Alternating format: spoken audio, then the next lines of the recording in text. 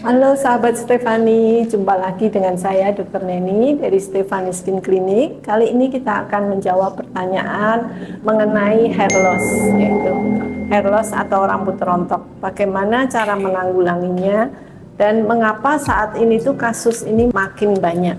Nah, sebelum kita membahas mengenai hair loss, tentunya kita harus tahu terlebih dahulu bahwa rambut yang normal itu prosesnya seperti apa.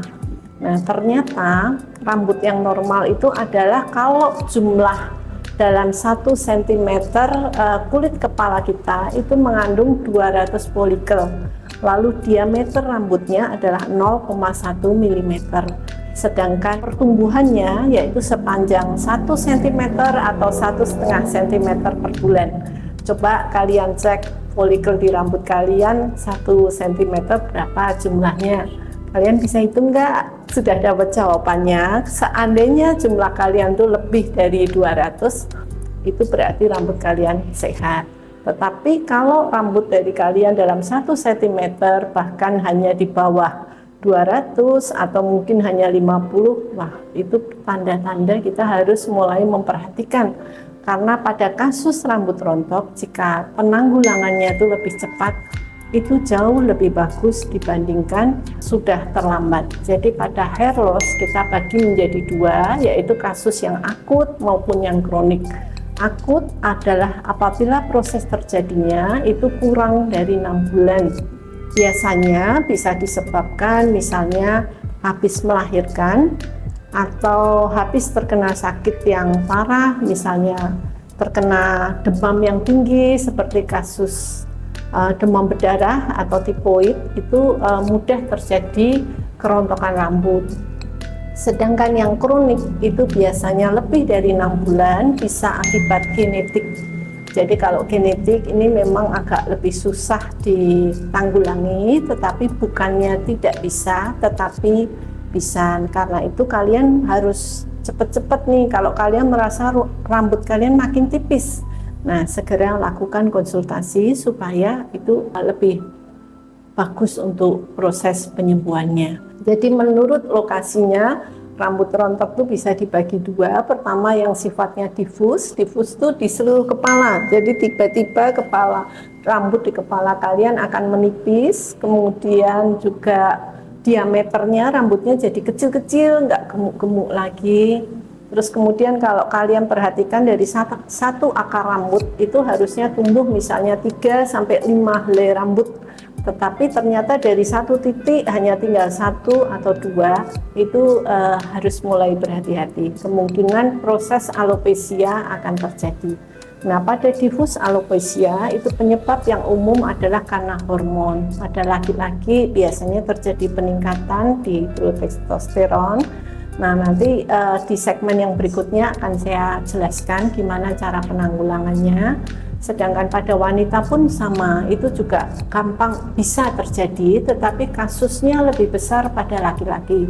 Biasanya pada laki-laki adalah 70% dan pada wanita kasus itu 40%. Di sini akan dijelaskan bentuk kebotakan yang terjadi akibat hormon.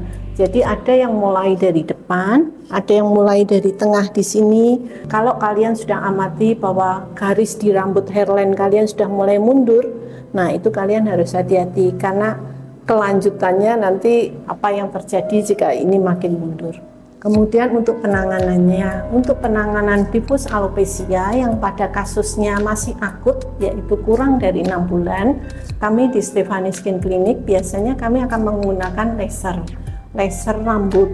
Ini hasilnya cukup bagus sekali untuk kalian yang sifatnya masih akut.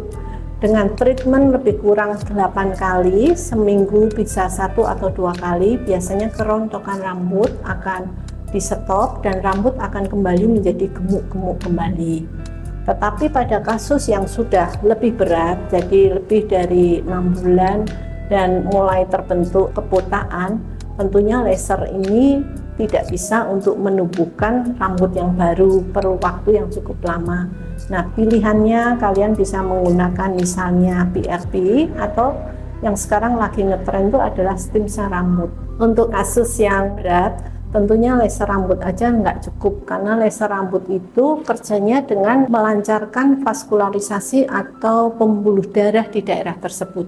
Jadi menurut penelitian, jadi mengapa rambut itu tiba-tiba mengecil, misalnya pada kasus stres, itu juga ternyata karena saking tegangnya mungkin ya di sini, jadi pembuluh darah itu akan terjadi vasokonstriksi, istilah kedokterannya, tetapi kalau orang awam bilang pembuluh darahnya menciut. Nah, kalau pembuluh darah ini menciut, akibatnya nutrisi atau jumlah darah yang masuk ke akar rambut itu jadi berkurang. Akibatnya kita tahu sendiri, sama seperti tanaman, kalau kita menyiraminya kurang atau jarang melakukan pemupukan, maka tanaman itu akan layu. Rupanya itu juga terjadi pada rambut kita.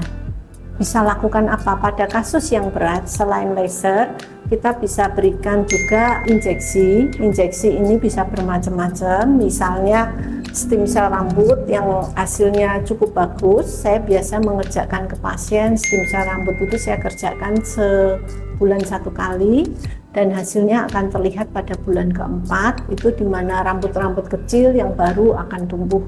Atau kita bisa juga melakukan PRP, tetapi PRP ini tergantung dari hasil darah kalian. Jadi memang ada orang yang growth hormonnya itu bagus, tetapi ada juga yang tidak. Dalam video yang sebelumnya kalian bisa lihat tentang PRP, mengapa PRP ini bisa berguna untuk rambut.